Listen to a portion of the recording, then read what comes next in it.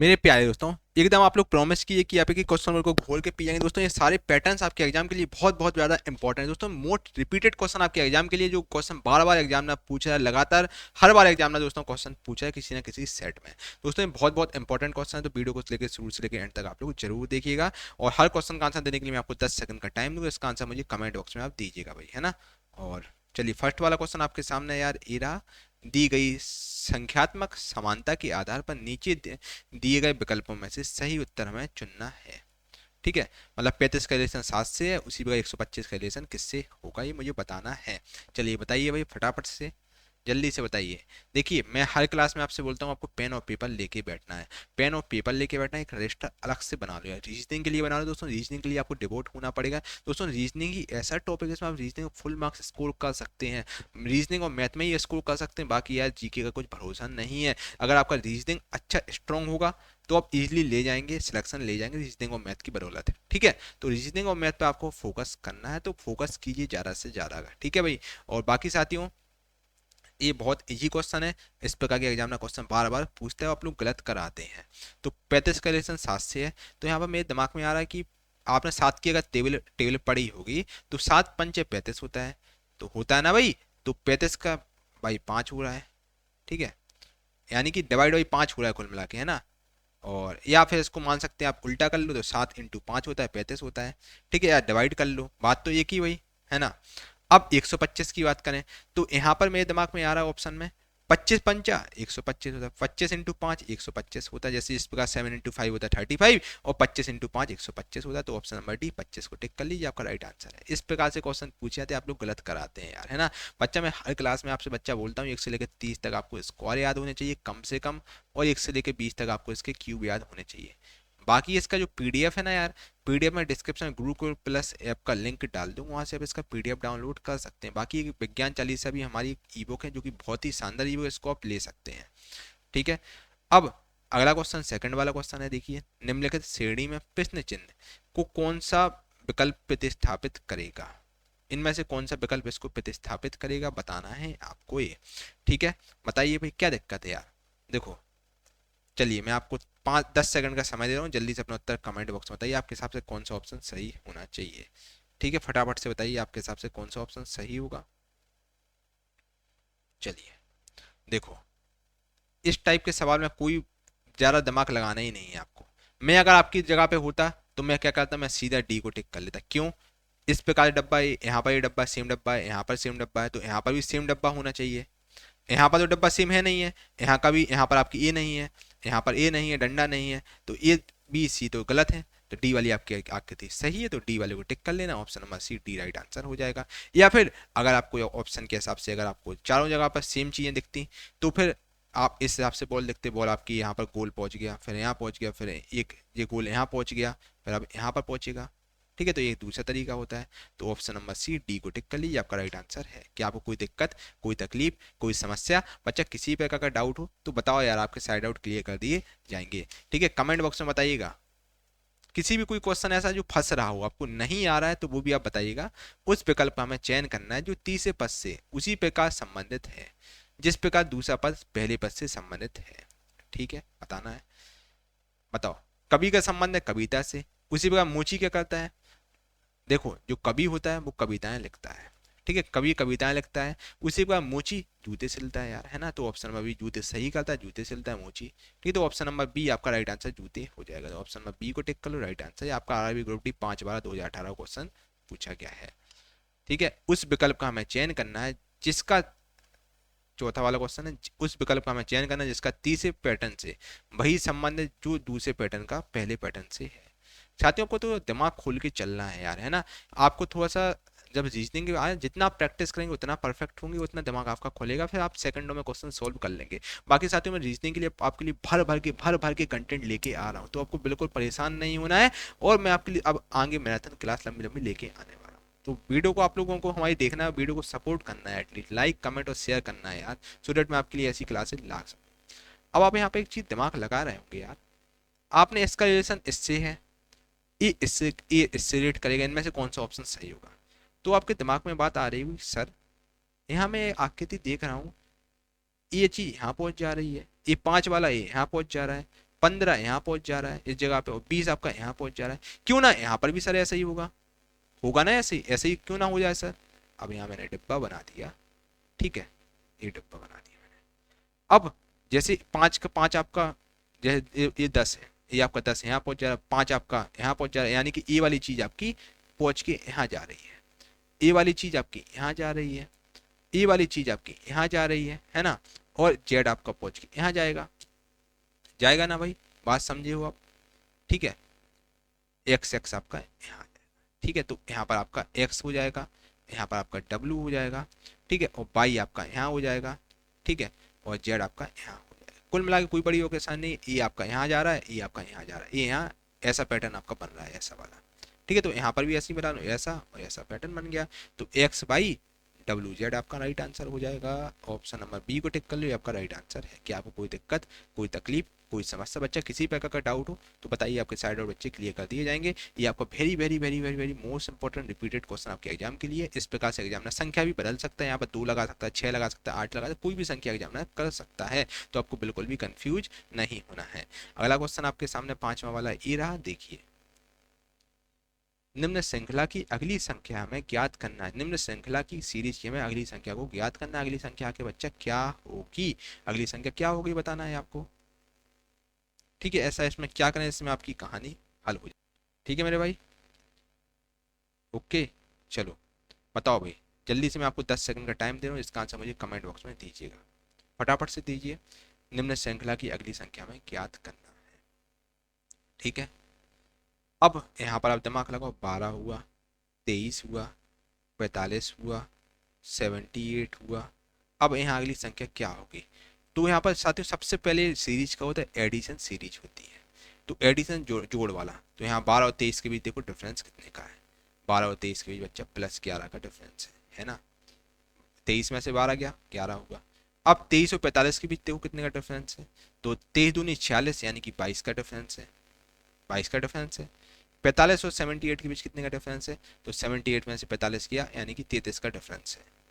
तो मेरे दिमाग में यहाँ आपने अगर 11 की टेबल पढ़ी होगी, 11 दूनी 22, 22 11 22, 11 इंटू 3 33, और 11 इंटू 4 44 होता है, यानी कि यहाँ पर +44 होगा, +44 होगा। क्यों ना हम ऐसा करके देखते हैं, तो यहाँ +44 लगा के अपना देखो, तो 78 और 44 कितना होता है, तो आपका ये 12 हो गया। मैं बिल्कुल साथियों बिल्कुल ऐसा मान के चल रहा हूँ कि आप बिल्कुल वीक स्टूडेंट, आपको रीजनिंग का आ नहीं आता है, तो यहाँ पर आपका 122 आंसर हो जाएगा। ऑप्शन नंबर सी 122 को टिक कर लो, आपका राइट आंसर है।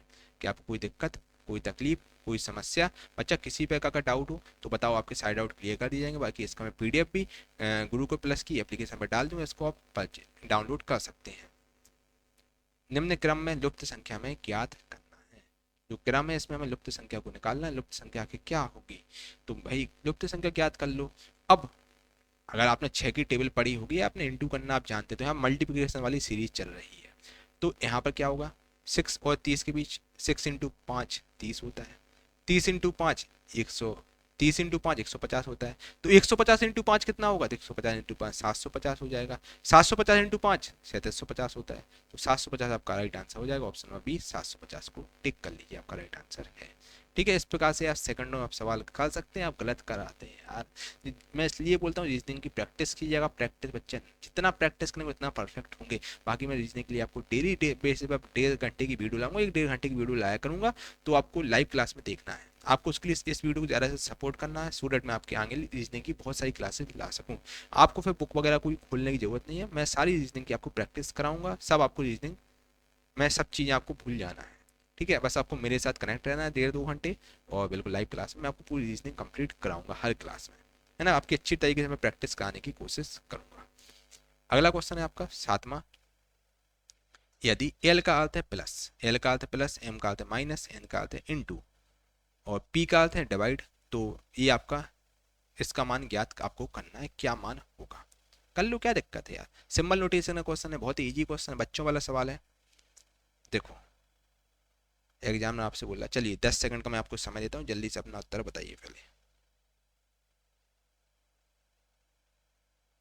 चलिए ठीक है, एल का अर्थ होता है प्लस, अगर आपने नहीं किया तो वीडियो को पॉज कर लीजिए फिर करिएगा। एम का अर्थ होता है माइनस होता है, और एन का अर्थ मतलब कुल मिला के एन की जगह पर अपन को इंटू पुट करना है और पी की जगह पर अपन को डिवाइडेड करना है। इस प्रकार के सवाल बहुत बहुत ईजी होते हैं। 28n या मैं चलो इसको 28 होगा, एन की जगह पर हम क्या रख लेते हैं, इंटू रख लेते हैं, इंटू 5, एल की जगह पर हम प्लस रख लेते हैं। ठीक है, एल की जगह प्लस हो गया अपना, एल 5 हो गया। ठीक है, अब ओ की जगह पर बच्चा हम 50 हो गया ये, पी की जगह पर हम लोग डिवाइड रख लेते हैं, तो डिवाइड रख लो, क्या दिक्कत है। अब एम की जगह पर हम लोग माइनस रख लेते हैं, -4 हो गया। ठीक है, अब बोर्ड मास की अगर हम बात करें, बोर्ड मास रूल जो होता है वो क्या बोलता है भाई साहब, ये होता है ब्रैकेट, ये होता है ऑफ, ये होता है आपका डिवाइड, ये होता है मल्टीप्लिकेशन, ये होता है एडिशन, ये आपका होता है सब्सट्रैक्शन। ठीक है, सबसे पहले आप डिवाइड करो भाई। अब डिवाइड वाला क्या करोगे आप, 28 इंटू 5 प्लस 50, 5 से भाग दे दो तो आपका 10 हो जाएगा, -4 हो जाएगा। अब फिर उसके बाद आप मल्टीप्लिकेशन करो यानी गुणा करो, तो 8×5 = 40, 8×5 = 40, 5 8 = 40, 4 हो गया आपका, 4 बचा 5, 140 आपका हो जाएगा। ठीक है, और प्लस 10 -4, 140 प्लस 10 कितना होता है, 150 हो जाएगा, -4, यानी कि आपका आंसर घूम घूम फिर के 146 हो जाएगा। ऑप्शन नंबर बी 146 को टिक कर लो, आपका राइट आंसर है। क्या आपको कोई दिक्कत, कोई तकलीफ, कोई समस्या, बच्चा कोई भी डाउट हो तो बताओ, आपके सारे डाउट क्लियर कर दिए जाएंगे। बाकी मैंने ऐसा कर लिया था कि आपको सब पूरा दिख जाए, है ना। बी वाला टिक कर लीजिए, राइट आंसर है आपका। अब आपका ये 8वां वाला सवाल है। अब निम्न आकृति का हमें जल प्रतिबिंब निकालना है, जल यानी कि वाटर इमेज निकालना है।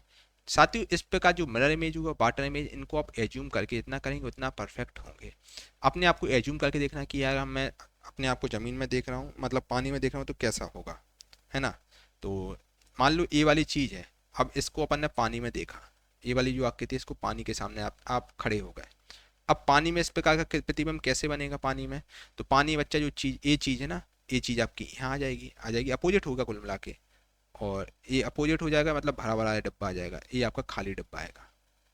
ठीक है, अब और ए वाली आकृति, आकृति जो आपकी है, जो ए वाली आकृति, अगर मैं पानी की बात करूँ तो ए वाली चीज़ आपकी नीचे आ जाएगी ना नीचे, ये नीचे आ जाएगी और ये आपका ब्लैंक रहेगा। ठीक है, इस प्रकार से आपकी रहेगी, ये आपका ऊपर, ये नीचे, ये ऊपर, ये नीचे। तो ऑप्शन डी वाला आपकी आकृति बिल्कुल सही है, तो डी वाले को आप टिक कर लो, ये आपका राइट आंसर हो जाएगा। ठीक है, तो ऑप्शन नंबर ए डी को टिक कर लीजिए, राइट आंसर है आपका। ठीक है, इस प्रकार से आपको चीज़ें एलिमिनेट करना होता है। मान लो पानी के सामने खड़े, तो ये चीज़ आपकी अपोजिट होता है, बस केवल कुल मिला के चीज़ें अपोजिट होती हैं, ये आपकी यहाँ हो जाती है, ये आपकी यहाँ हो जाती है, तो डी वाला आपका आंसर हो जाएगा। ऑप्शन नंबर ए को टिक कर लो, राइट आंसर है। निम्न आकृति के लिए दर्पण, हमें 9वां क्वेश्चन है आपका, निम्न आकृति के लिए दर्पण छवि चुनिएगा। दर्पण छवि को चुन लीजिए, क्या दिक्कत है यार, दर्पण छवि तो चुनना है अपन को यार, तो चुन लो।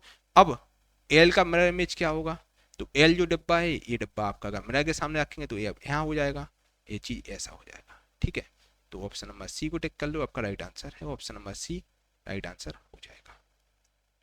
10 वाला क्वेश्चन है आपका, निम्नलिखित के लिए उपयुक्त वेन आरेख चुनिएगा। वेन डायग्राम से दोस्तों एग्जाम में 1 से 2 क्वेश्चन पूछे जाते हैं, इंपॉर्टेंट पोर्शन है वेन डायग्राम। पेन हुआ, कंप्यूटर हुआ और पेपर हुआ। ठीक है, अब आपको इसका पूरा फिगर आउट बनाना है। ठीक है, क्या होगा आपके हिसाब से, निकाल लो भाई, फिगर आउट कर लो, क्या दिक्कत है यार। ठीक है, तो वेन डायग्राम में एक क्या होगा बताइए फटाफट से। तो देखो, ये आपका हो गया पेन, पेन हो गया, पेन अलग होता है, पेपर अलग होता है मेरे भाई, कंप्यूटर आपका अलग होता है, तीनों अलग अलग हैं भाई।